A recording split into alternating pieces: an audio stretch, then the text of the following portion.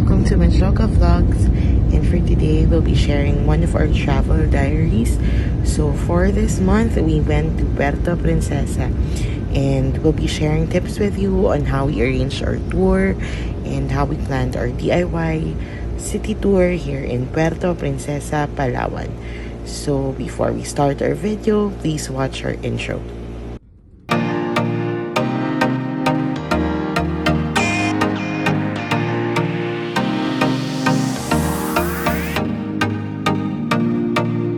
We landed Puerto Princesa on a Sunday afternoon, and thankfully the weather is good, so we were able to land safely.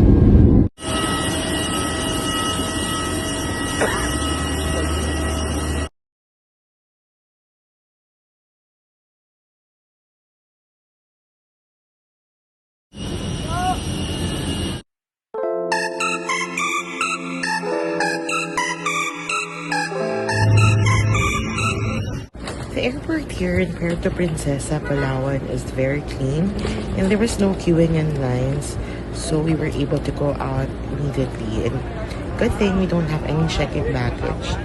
And right now we're looking for our driver because we have a shuttle pickup included in the hotel that we booked. We were the only passengers in the shuttle, and how we booked is Casanas Suites Palawan, and it's good. Highly recommend it because it's just 1,800. That includes already your breakfast, shuttle transfer, and they also have a TV, a shower, hot and cold shower, and their beds are comfortable, very soft pillows. You also have a restaurant wherein you can order food until 10 p.m. And you can see that we're grateful that we've given the room that we requested, which is in the ground floor near the restaurant and near the pool. Take note that in this hotel there is no credit card facility, so all must be paid in cash. So just make sure that you have cash at hand when you go to this place. Their food is good, and they have different options, but mostly their menu is Filipino food. So like the normal silog meals with rice, egg, meat, and pancit, and other seafood dishes like calamares. So just go check it out. Their pool isn't heated, but it's good enough for a quick swim. When we went here, it's raining, so we were not able to try this out. We rented a car so that we can tour the city and buy the things that we need from the grocery. So very ideal to rent a car. We're just three. We rented a compact car that normally costs 1,500. They have also SUVs, but it's on a higher price. But this one, we were able to rent it out for only 1,200. Hi guys! Ito po kami sa loob ng kotse. Hi Gab! Our top consideration why we rented a vehicle is because we wanted to be comfortable, and also with this pandemic we want to limit our exposures as well. Plus, on the drive-thrus, city tour normally costs around 750 to 850. So if we're three in the family, that's 2,550, and that's why we rented a vehicle, because it's just 1-2 plus gas of like 500 pesos and the entrance fees of the place that you'll go to. We started our DIY city tour by going to Crocodile Farm, and the entrance fee is 40 pesos per adult and 20 pesos per child. After logging your details, there will be a tour guide that will assist you in the entire place. Makikita tayo po sa dulo na walang hanggan. Kapag ganyan po ang itsura ng buhaya, saltwater crocodile, pag hindi po ganyan, Philippine crocodile. So welcome po, welcome.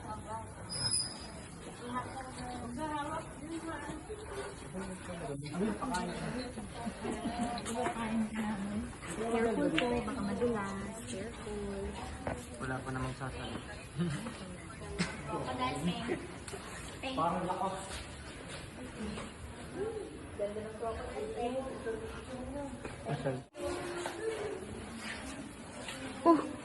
Wala. Asa pa mga?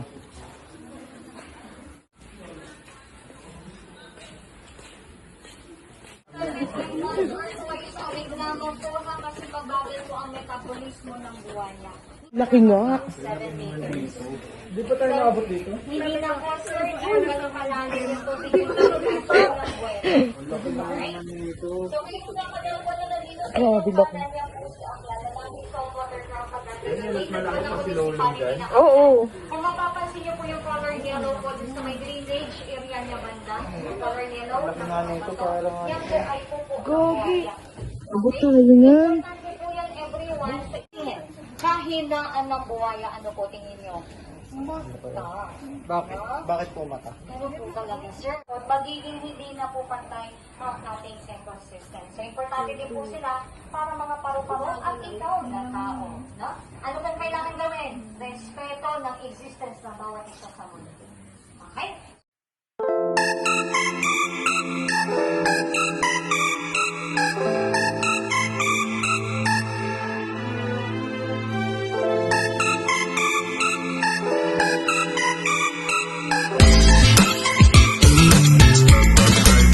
Our second stop for this DIY city tour is the Baker's Hill.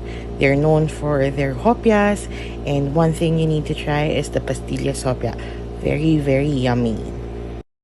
Places in the city tour can be searched through Waze, so that's how we found our destinations, even if this is our first time in Puerto Princesa. There's no entrance fee, just go inside the place, take lots of pictures because there's a lot of greenery in the area. You can see a lot of plants, and then there's also playground for the kid. But even kids at heart would enjoy this place, like my husband. Actually, in this trip, my husband enjoyed this because he was able to see a lot of plants, like the horn plant and different insects as well. So, yeah, go check this out. Bring cash as they don't accept credit card or GCash. Our third stop in the city DIY tour is the Plaza Cuartel. So, this is an outdoor park, and it used to be a penal colony during World War II. There is no entrance fee going inside Plaza Cuartel. You just need to log your details in the logbook. And good thing, Kuya assisted us and showed us the hole where 150 soldiers were imprisoned, and it's quite creepy to actually see this. Only several Americans were able to escape, and most of them were burned by the Japanese during World War II. Park where most locals hang out. You can see a lot of students, adults hanging out there. So there's nothing much to do in this place, but just take a look at the scenery, be in this place. Just across Plaza Cuartel is the Cathedral. More or less 3 to 5 minutes away from Plaza Cuartel is the Ayahay Palaweno Brewery. So when we went there, it's under construction, but of course we have to taste it. It's a Filipino-owned brewery. So yeah, beer costs 160 to 180. Our second to the last stop for the city DIY tour is the Pasalubong Center. Make sure you have cash because they don't accept GCash or credit card for payment. It's worth the time going to this place because you can buy here chips, cashew nuts, also keychain, magnets, bags, wallets. So you can see here it's very affordable.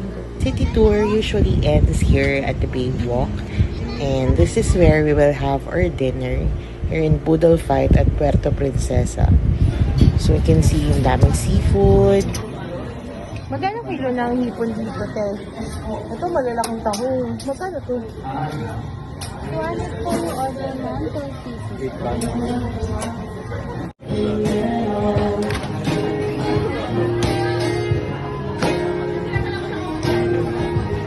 So yung bilao yung in-order namin, it took 550. Tapos order kami ng liempo na 150. So okay na okay. Naman kaming tatloin, kita mo naman, craving satisfied talaga. Taob.